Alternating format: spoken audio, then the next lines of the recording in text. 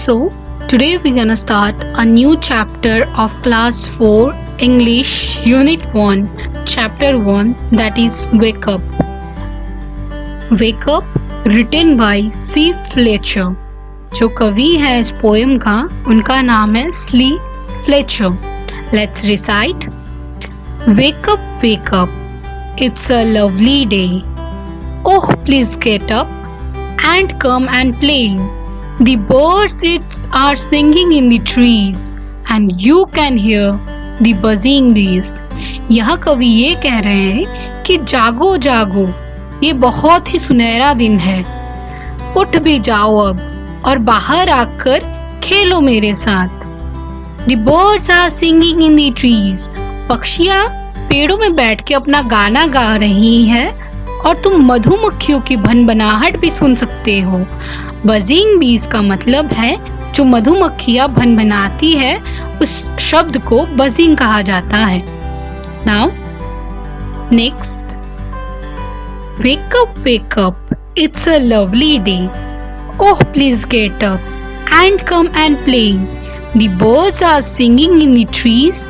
You can hear the buzzing bees. Let's recite the next stanza.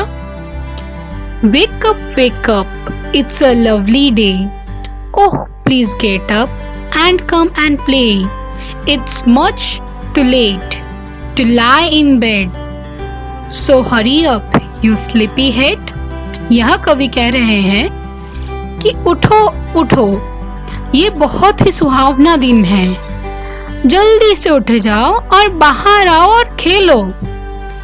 ये बहुत ही late है, ये बहुत ही देर हो चुका है. तुम बेड पे सोए हुए हो, अब उठ भी जाओ देर तक सोने वालों.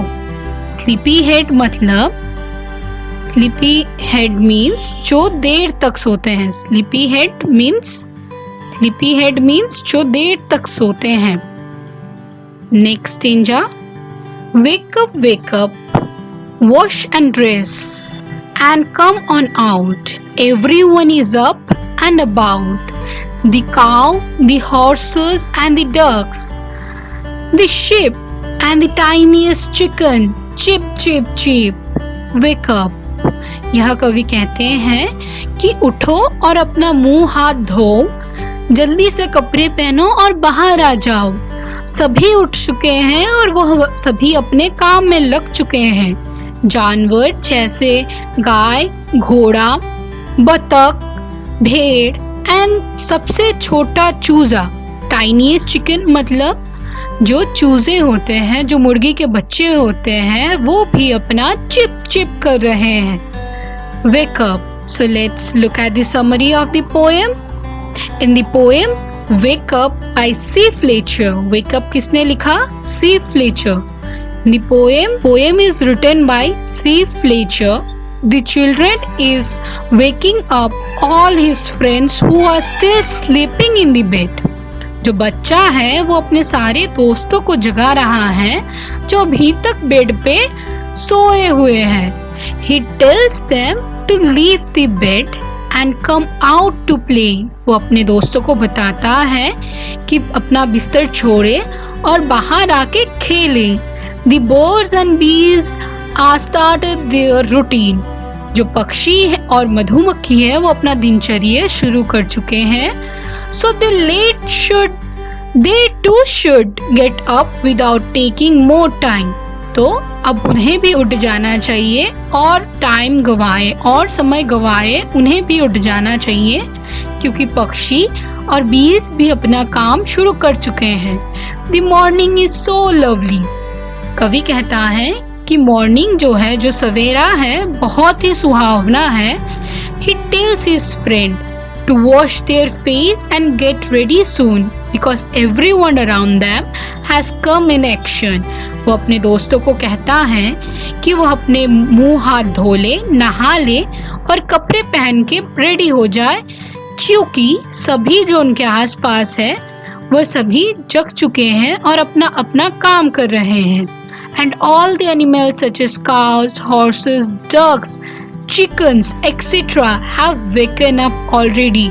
कवि बताता है जो जानवर हैं such as cows, horses, ducks and बाकी जो जानवर बोले गए हैं कविता में वो सारे जग चुके हैं, तो अब सबको उड़ जाना चाहिए। Now let's look at the word meaning। जो हमने नया नया वर्ड यहाँ पे सीखा है उस वर्ड का मतलब क्या है।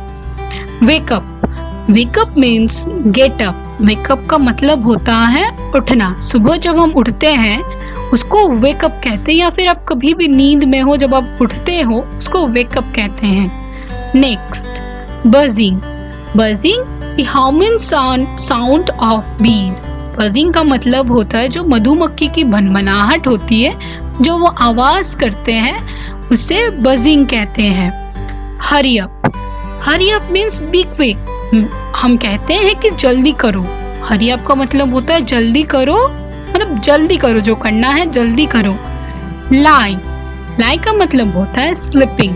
sleeping, lie means sleeping, जिसका मतलब है कि बेड पे लेटे रहना या फिर कहीं पे भी लेटे रहना। Sleepy head, those who are still sleeping। sleepy head हम उन्हें कहते हैं जो देर तक सोते हैं, जो सुबह देर तक सोते हैं उन्हें हम sleepy head कहते हैं। Dress, ड्रेस का यहाँ पे मतलब है put on clothes। put on clothes मतलब कवि ड्रेस वर्ड से यहाँ पे ये मतलब कह रहे हैं कि तुम उठो और अपने कपड़े पहन लो। ड्रेस नॉर्मली हम जानते हैं कपड़े होता है, लेकिन यहाँ पे कवि ड्रेस को put on clothes के तौर पे यूज कर रहे हैं। is up, is up का मतलब होता है waken up। waken up मतलब वो लोग उठ चुके हैं past tense में। tiniest, tiniest means smallest, सबसे छोटा। chip, chip मतलब chirp, the sound of a chicken।